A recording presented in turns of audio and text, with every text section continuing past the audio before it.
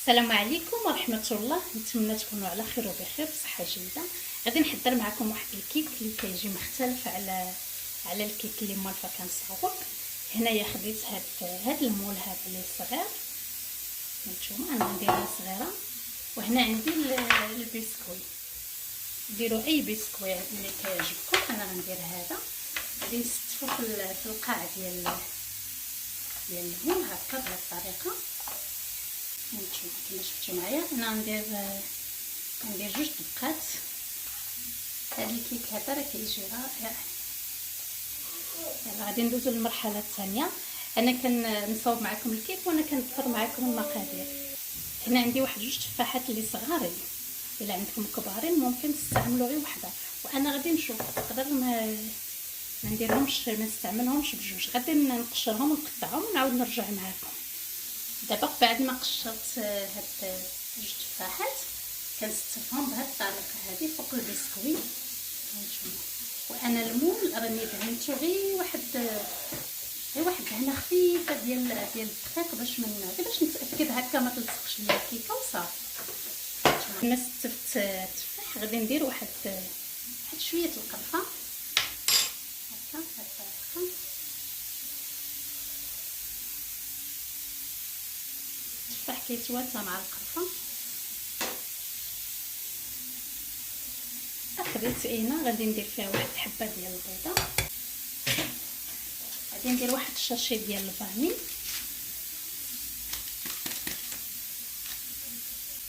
واحد نص كاس ما عمرش ديال السكر مع البسكويت الحلو، شيشه ديال الملحه. نزيد واحد نص كاس ما عمرش ديال الزيت. نضرب هذا البيض مع السكر مع الزيت والفاني.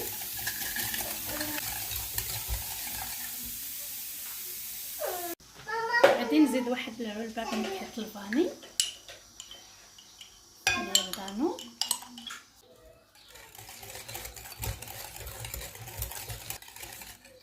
صافي دابا غادي ندير الدقيق. ندير كاس ديال الدقيق.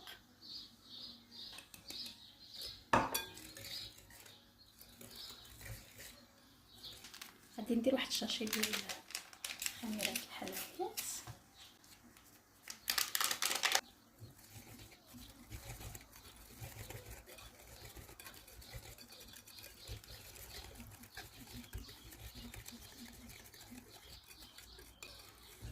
هانتوما كما شفتوا معايا الكيكه كتكون شويه ثقيله، كتكون كبيره ممكن تضاعفوا المقادير. ودابا غادي نفرغ هذا الخليط فوق من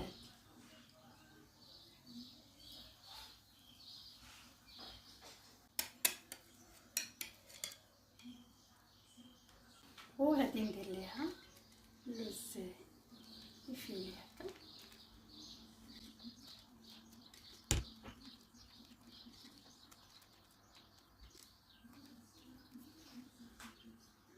غادي ندخلها للفران اللي راني مسخناه من قبل على درجه الحراره 180 غير من التحت حتى طيب، ونشعل عليها من الفوق تحمر. وهنايا بعد ما وجدات الكيك هانتوما كما كتشوفوا انا درت ليها بعد ما خرجتها من الفران درت لها شويه سكر كلاصي من الفوق كيعطي هكا المنظر وصافي غير شويه كما كتشوفوا معايا. هانتوما الكيكه جات رائعه. غادي نقطعها قبالتكم.